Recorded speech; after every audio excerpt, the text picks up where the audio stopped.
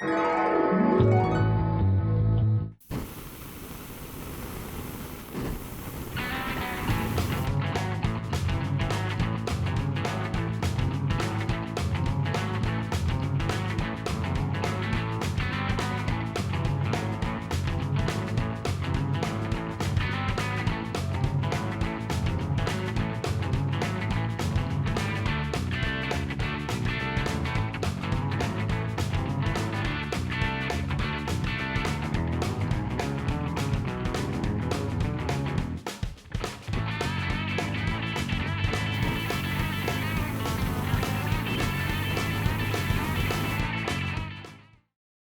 I'm Chef Joseph Manero with Taste This TV. I'd like to talk to you a little bit about Katz gluten-free products. Now, Katz gluten-free is not only gluten-free, but it's nut-free, dairy-free, and soy-free as well. So when you're looking for a healthy, alternative, gluten-free snack, Katz has got you covered. From their powdered donuts all the way to their cherry pie, chocolate muffin, choose Katz whenever you're choosing to eat dairy-free and gluten-free. That's enough for Taste This TV. For more information, log on to the website at the bottom of the screen and check out Katz.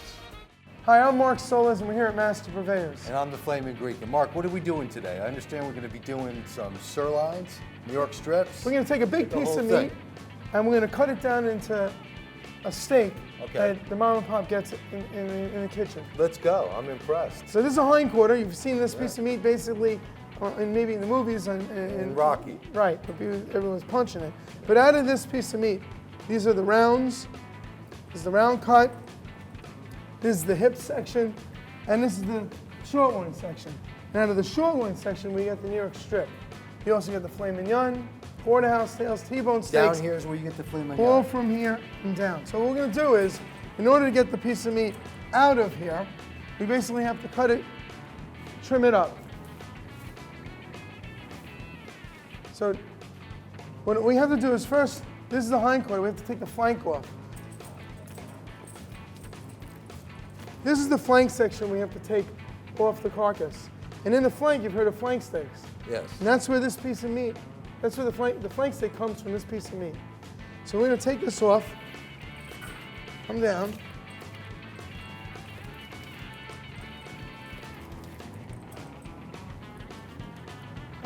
So what we do is we take this and we'll hang this up. Now this is the flank. Basically, for the viewers, flank steak is right in here. See a piece of meat, Chris? Yeah, that's that flank, Right. which is also called Flank steak. There's no other name for it. skirt steak? Nope. This is the flank steak. Skirt steak comes from the front end of the animal. Okay. The top part. This is the back part of the animal. And basically, to make a flank steak, you can take the flank, comes up,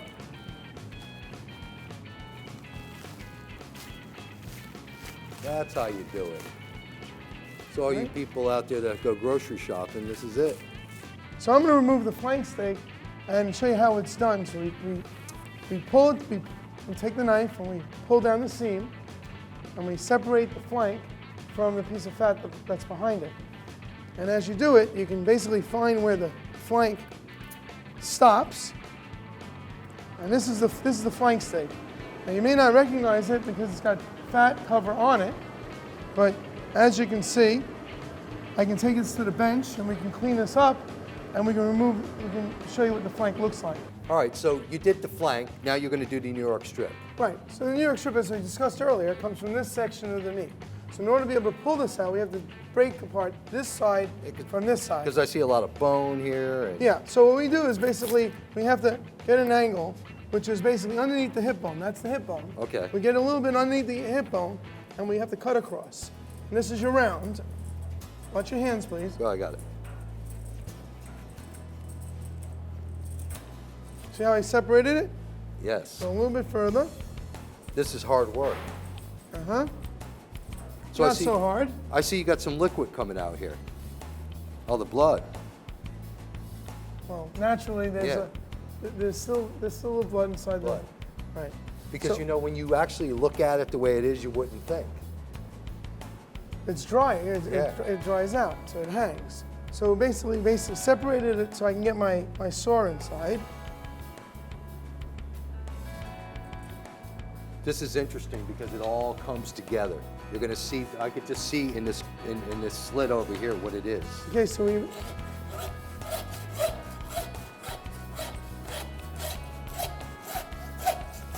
You can actually come over here with a chainsaw.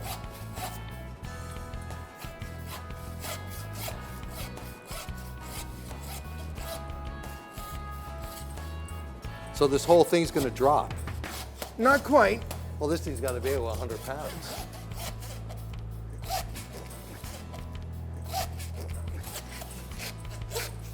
See, normally, Wow. we're using circular saws. Right. But for the purpose of now and the noise, I'm using a handsaw. That's really old school. That's how we used to do it 20 years ago. How are we gonna take this from here? Because it looks like it's 100 pounds or more. Well, it actually is, it's pretty heavy. Yeah. So, but before we do that, just to explain to you, this is the hip section, and this is the round section, as I discussed earlier. Right.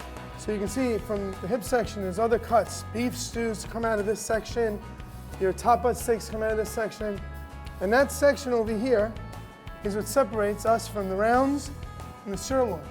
Okay. So in order to get this to the sirloin, you have to take this whole piece of meat, remove it, and bring it to the bench. And from there, we'll cut it down so we can pull the shell out of the strip, out of the loin. Let's do it. Okay. So Chris, I'll need your hand a little bit. Okay. I'm going to show you what to do, and you're going to be a butcher today. Good.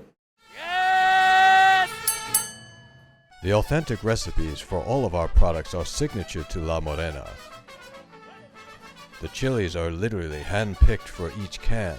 Everything is manufactured in Mexico and imported into the U.S.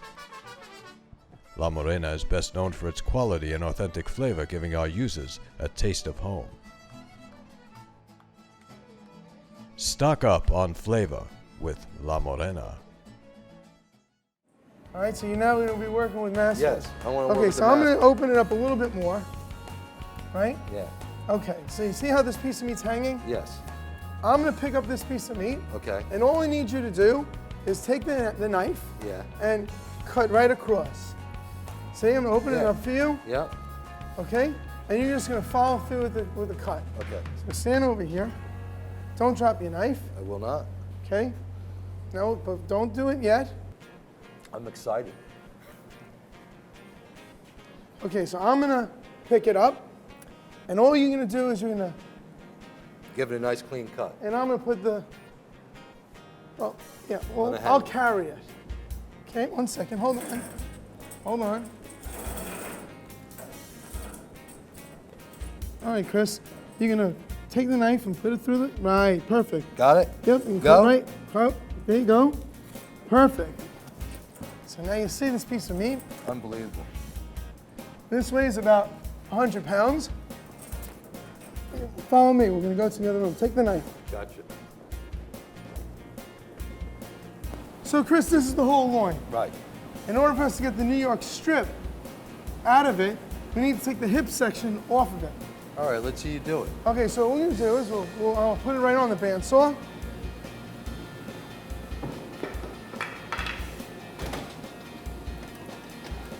And I just take the hip section off. And the hip section actually starts right about over here. Okay. Right here, this point. Yeah.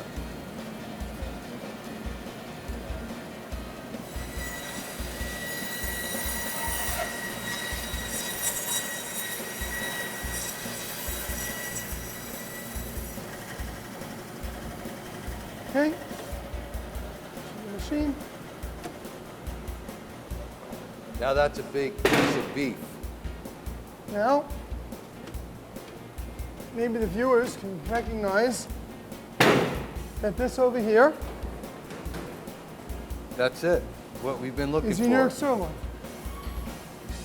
Beautiful. Okay? So from this, we're going to get our New York strip steaks. Now, this is a big piece of meat. This is a New York strip steak on this side. As you can tell from the... Okay, this is your New York shell steak. But on the other side is your porterhouse. See the filet mignon? Yeah, look at all And the that. sirloin? This is your Yeah. porterhouse.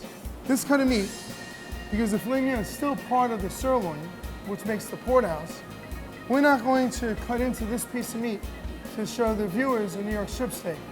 We're going to show them a piece of meat that already the filet mignon is removed. Understood.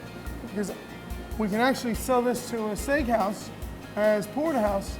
If I remove the filet mignon, then I'm actually ruining a piece of meat Right. that they won't be able to use as a porterhouse. But I do recognize that, and I'm sure your viewers out there recognize it as well, that there's always a piece of filet mignon on that porterhouse. Right. But how pretty is that? That is, yeah. Beautiful. Hi, I'm Chef Joe Simonera with Taste This Television, here to talk to you about Accelerator Hand Dryer. You know, keeping up with hygiene, washing my hands, and making sure that there's no transfer of bacteria is important for me and Taste This TV, which is why I rely on a machine like Accelerator to dry my hands. It's efficient, it's strong, and it's powerful. And it only uses up electricity and energy when you put your hands under and take them away.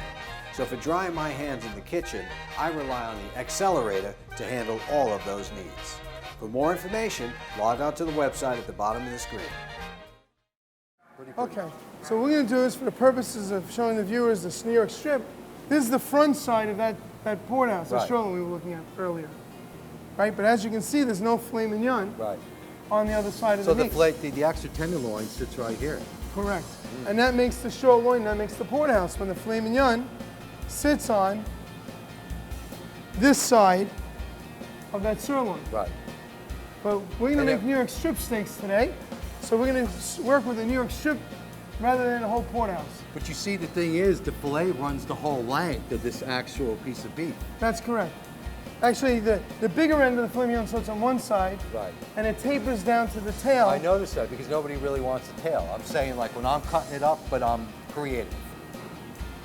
So the thing is, you know, you could do strips of this stuff, and, you know, with red bell peppers and, you know, onion. So we're going to cut you out of here a 16-ounce New York strip steak. Yes. Okay? So we're going to take, let's see. See? Beautiful piece of meat. Let's walk over to the bench. As you can see, the piece of meat's on an angle, right? So we're going to try to straighten it out so we can make a nice even cut that lays nice on a table. So first thing to do is we're going to cut it and we're going to try to straighten it out. And I'm going to cut your first piece off here. See? That for us goes into either beef stew or goes into The burgers. burgers, trimmings. This is great New York sirloin for ground beef. Burgers. All right, so we'll put that over here. Now, for the purposes of, let's say, a strip steak, we're going to cut a 16-ounce strip steak, which will probably be about an inch and a quarter. Right, so we'll cut the steak. So we cut it. Machine. Come over here to the table.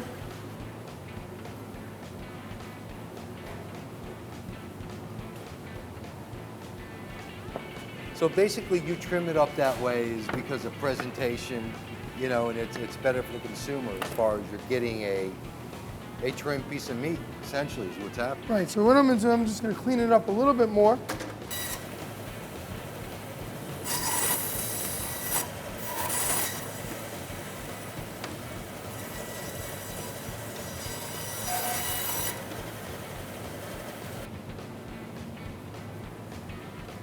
You see all that marble in there? That's Yeah. because they feed the cow properly. Right, it's both. It's both the genealogy of the animal. You And can that's see. a beautiful piece of meat. All right, so what I would do with this is that I would just take it on a hot grill, or else I'd do it on a cast iron pan. And I would do a black and blue to where it's warm in the middle. But it's a quality piece of meat, and that's all it needs, salt and pepper. Don't even bother with the Worcestershire sauce or A1. All right, so I'm gonna take that to the grill. Okay, thank you very much for visiting Master Purveyors. Thank you.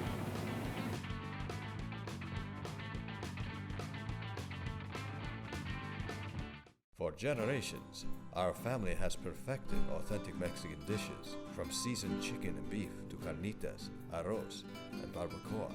The Cardenas family has always followed the traditions of their ancestors when it comes to cooking. From the beginning, they've created authentic Mexican dishes from scratch using recipes that have been passed down and perfected over generations. This tradition of gathering around a great meal with family and friends is what Del Rio Foods strives to pass on. From our family to yours. Hey, I'm Chris Kitis, the Flamin' Greek, and this is Mark from Master Purveyors. We got some New York strips here. Yep, New York sirloins. We cut these up in the meat plant. And you were the guy that cut them up. Yeah, I did. All right, so tell us a little about what you got here, okay? Because I see a lot of marbling in here, and you don't see that a lot, you know, when you're out and about trying to get a good steak. Well, so, as you can see, the sirloin has a lot of marbling running through it. We spoke about marbling before, that the marbling actually will melt. It goes on the grill and add a lot of flavor into the steak. And when you look at the steak, you can see the movement of the muscle, how it's nice and fine, it's how it's separating. It means this steak the steer was nice and young, right? So the tissue didn't bond the muscle together. So it's gonna be a nice tender steak. And you see it runs nice and linearly across the muscle. But normally, Mark, we only get that in a filet mignon as far as the actual tenderness. Well, there's tenderness in different steaks. Filet mignon is really a very, very tender steak, but there's very little marbling runs through a filet mignon. So while it's more tender than a sirloin, there's less flavor in it. So that's why they wrap it with bacon and we throw other things on it. And they as do well, other holiday sauce. Or a red wine reduction. Yep. They do different things for filet mignon. All right, so want to throw these on the grill? Yep. Do me a favor, grab me the olive oil over there. The regular or the? We'll do one truffle and one just extra virgin, so we'll start with that. That should just pop off. Thank you. So this is from Italy, this olive oil, a little truffle, and we'll throw a little sea salt on here. And some fine pepper. You can have the honors for that one. Regular olive oil, you can salt and pepper it.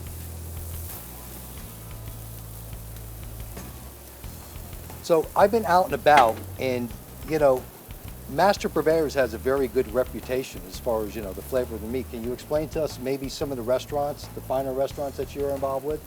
Well, you know, my father started the company in 1957, and he started out selling to the finest steakhouses back in the 50s.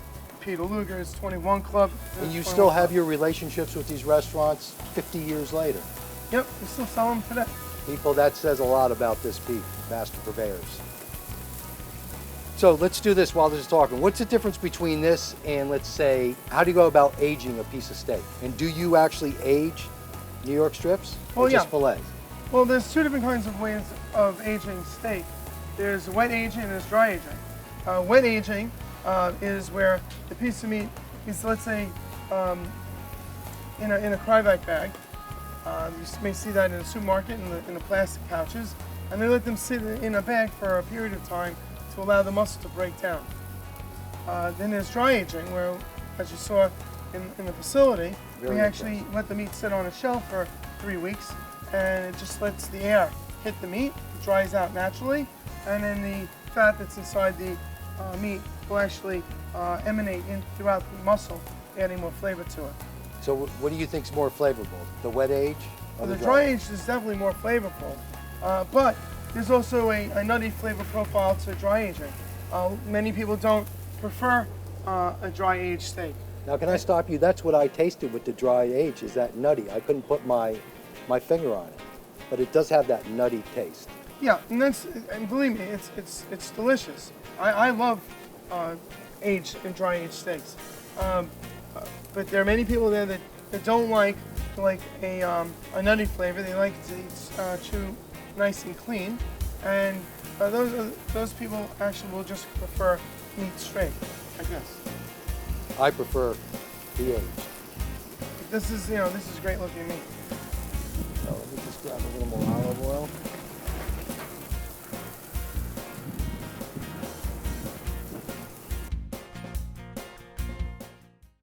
Hi, I'm Chef Joe Simonero with Taste This Television. Take a look at this gear right here. Chef Revival knows how to form comfortability for chefs out there, for chefs in the kitchen, heat resistant, the look, the feel. Hey, you're working in the kitchen all day long, you want something that you're going to be comfortable in. Well, Chef Revival has got you covered. Everything from chef hats to chef pants to chef jackets and different kinds of apparel that the chef at home can use. So for more information and to find out some more incredible products on their site, log on to chefrevival.com.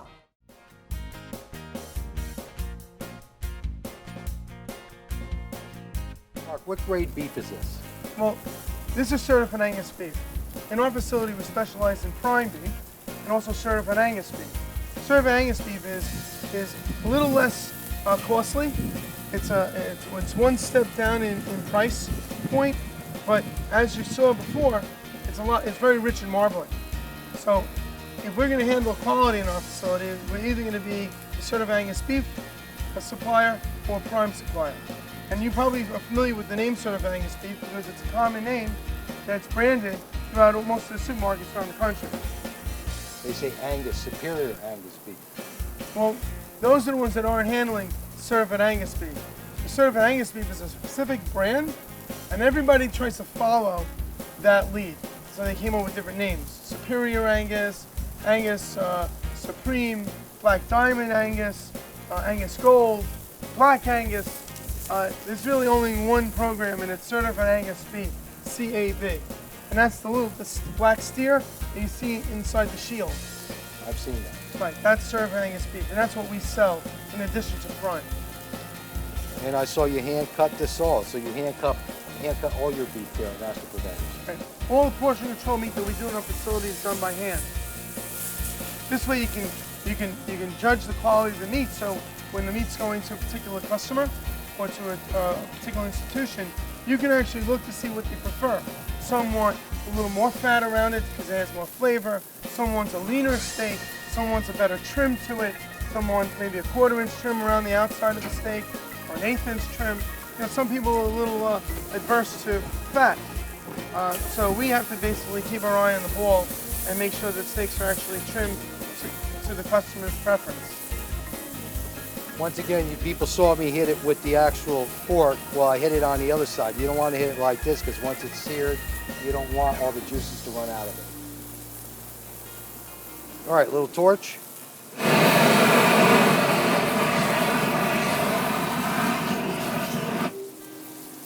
Great. Looks delicious. You can see how moist they are. You have to torch the other side too. Yeah, just before we throw them on the plate. All right, so Mark, how do you like your steak cooked? Well, I like my steak rare. Like black and blue rare? Black and blue maybe a little too much, but rare is really good. I love it nice and pink in the middle. All right, so you're happy with this now? Yeah, this should be perfect. Yes? Yes.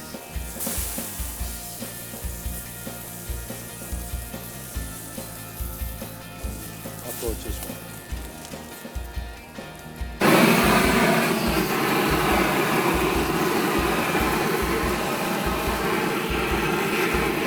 That looks great.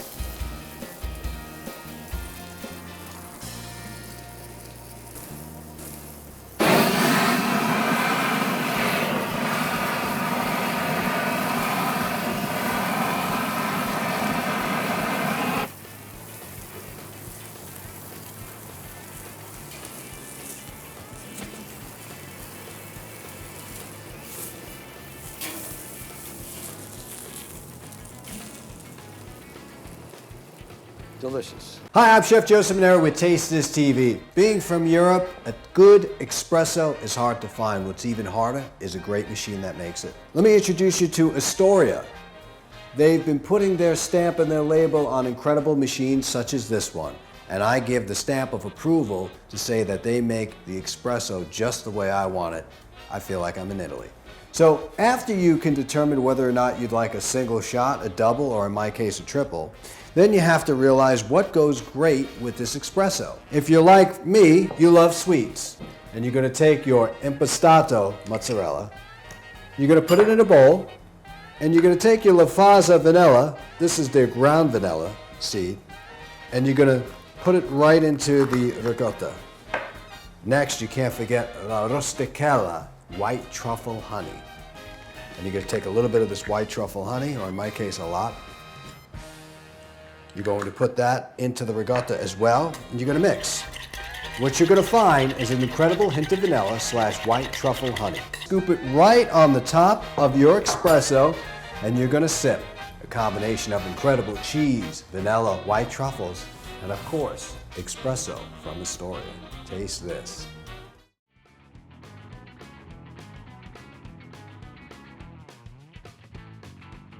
All right, let's cut this open.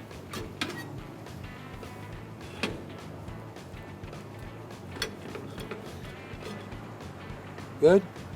That's perfect for me. All right. Nice and rare. All right, Mark, you ready to jump on this thing? Yep, Got it? absolutely. All right, so you're telling me it's just like you like it. Yep, Got a perfect. fork there?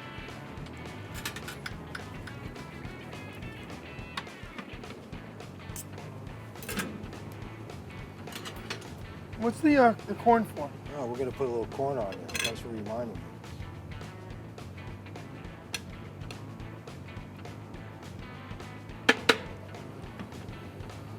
Nothing like corn on corn-fed beef. Melt in your mouth.